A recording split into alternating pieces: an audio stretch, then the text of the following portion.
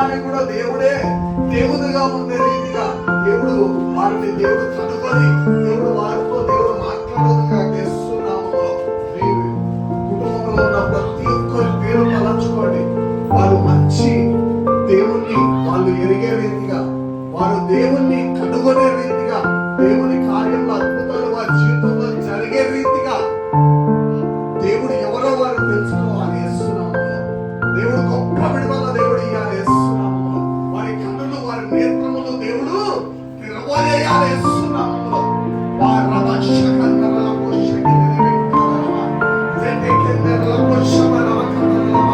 ఎవరైతే ఏ సమస్యలో ఉన్నారో, ఏ ఎడిక్షన్ లో ఉన్నారో, ఇప్పుడు ఎడిక్షన్ లో ఉన్న వారందరినీ కూడా మరి మీరు మార్చివేయమని ప్రార్థిస్తున్నారు.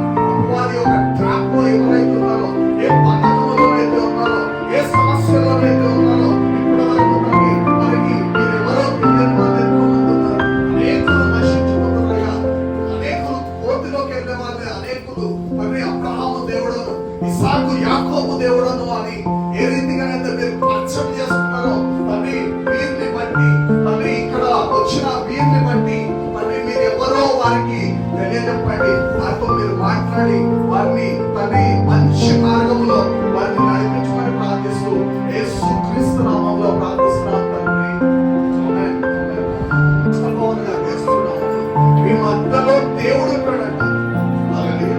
దేవుని చాటులను వెతికినప్పుడు దేవుడు మీ మధ్యలో ఉండే రోగాన్ని తొలగిస్తాడు. ఈరోజు రోగం ఉండొచ్చు, బలహీనత ఉండొచ్చు, ఈరోజు నీకు లేకపోవచ్చు, కానీ ఇంట్లో ఉండొచ్చు.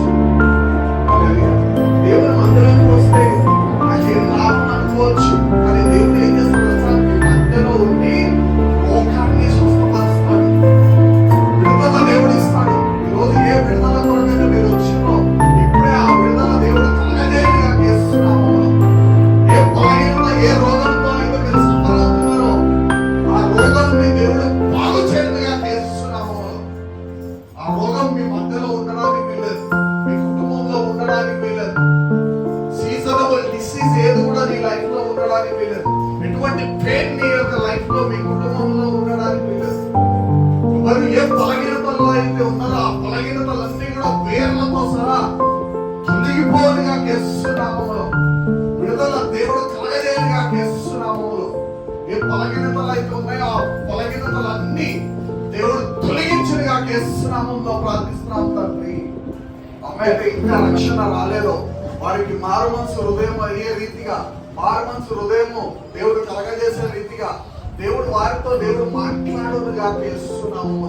ఈరోజు దేవుడు వారిని పరిచయం చేసుకున్నగా చేస్తున్నాము. దేవుడు ఎవరో వారికి తెలియజేయలేమో, అందుకే వాళ్ళు ఆ రీతిగా ఉన్నారేమో.